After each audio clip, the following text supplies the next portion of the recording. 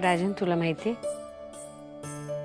यातले बरेचसे दागिने मी जेव्हा महाजनांची सून म्हणून आले ना, तेव्हा तुझ्या आजींनी माझ्या स्वाधीन केले होते. आपल्या घराण्याची परंपरा आहे. म्हणजे महाजनांच्या घरामध्ये दागिन्यांची अशी एक छान परंपरा आहे. प्रत्येक पिढीतली सासू आपल्या सुनेसाठी काहीतरी नवीन खास दागिना करते आणि मग या परंपरेमध्ये त्याची भर पडते. मी सुद्धा माझ्या सुनेसाठी कौतुकाने हे दागिने केले होते, पण गौरीची आणि माझी भेटच नाही झाली. मी तिला देऊच नाही शकले हे दागिने. माझ्या नशिबातच नव्हतं ते. आई, अगं काही गोष्टी आपल्या हातात नसतात.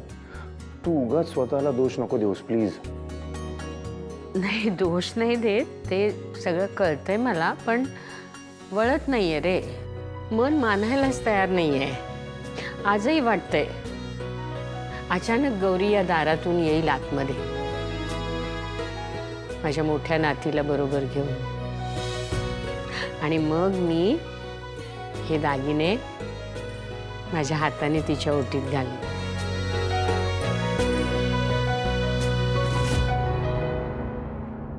बाप रे, म्हातारी कसली आतल्या गाठीची आहे. आजपर्यंत हे दागिने कधीच तिने बाहेर काढले नव्हते. आत्ता दाखवतीये आगाऊ कुठची.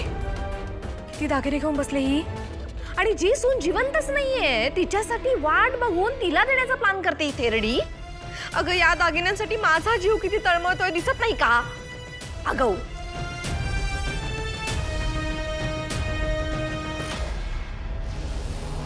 इथे उभं राहून काय करते?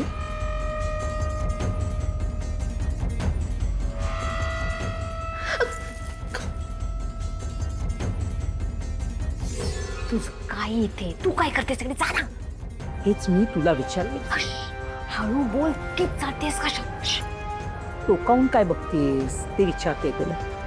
ये ये बघ.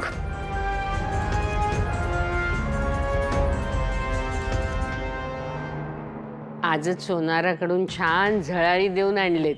सुंदर दिसतात की नाही? पण आई, हे एवढे सगळे दागिने आपण घरात ठेवतोय, मला थोडीशी रिस्क वाटते का? अरे, म्हणून तर तुला आत्ता इथे बोलवलंय मी. हे घरात ठेवायचेच नाही आहेत. मी ना आपल्या बँकेत जो छोटा लॉकर होता तो बंद करून मोठा लॉकर घेतलाय. त्यामुळे तू आता बँकेत जाऊन हे सगळे दागिने त्या मोठ्या लॉकरमध्ये ठेवून ये. बरं.